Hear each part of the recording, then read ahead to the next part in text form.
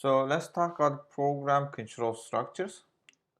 So in this chapter, we'll learn about the statements that control a program's flow of execution.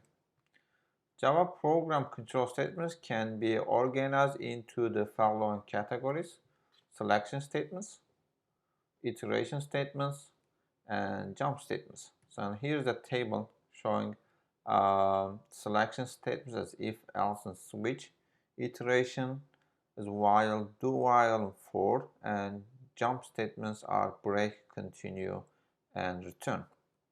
So let's talk about the if statement.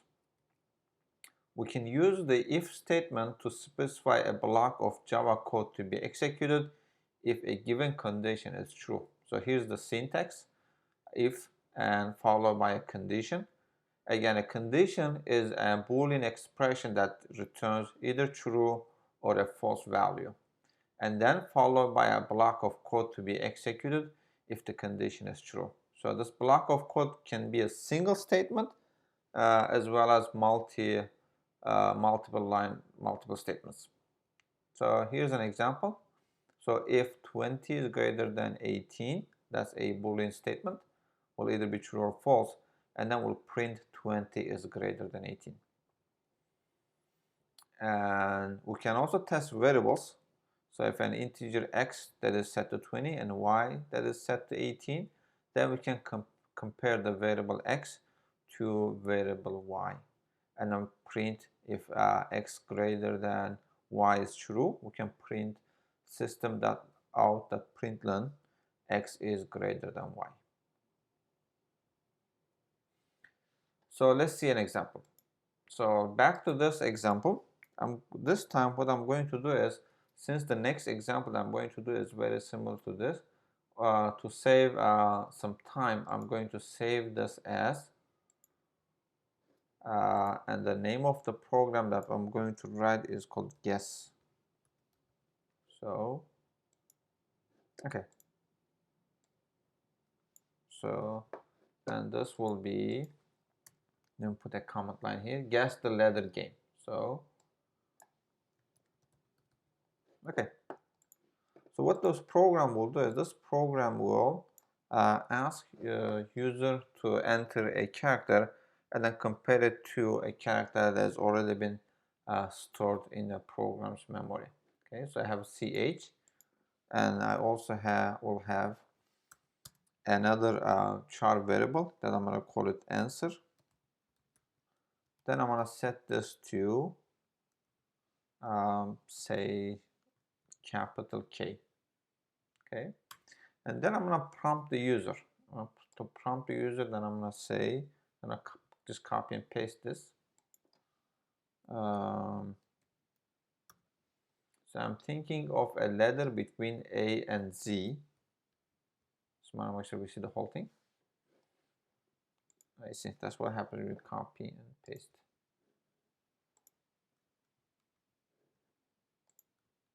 Single one. Okay, looks good. So remember the escape character that we learned in last lecture. So system.out.print, I am thinking of a letter between A and Z. Then let's make sure this is println. My next one will be p print. So this one, I'm going to say, can you guess it? And then leave it like this. So then I'm going to read the character and then assign it to ch. So what I'm going to do is, now I'm going to compare whether the ch is equal to k. So how do I do that? I need an if statement. So ch is equal to the answer that I already have. What happens after that? So the statement that follows this will be executed if the condition is true. So what do I want to say? I can say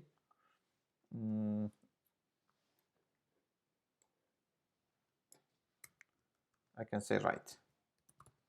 Okay, so notice that I don't have a curly braces follow the if statement because I only have one statement. For one statement, it is not required. So let's test this. I'm going to say Java C guess.java and Java guess. So I'm thinking of a letter between A and Z. Can you guess it? Yes, let's try J.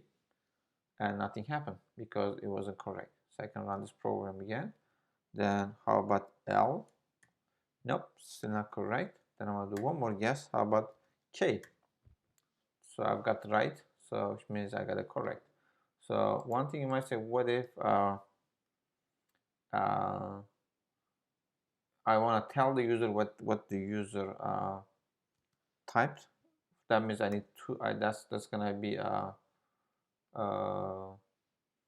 two statements, and then I can say write you. Then we can say PL.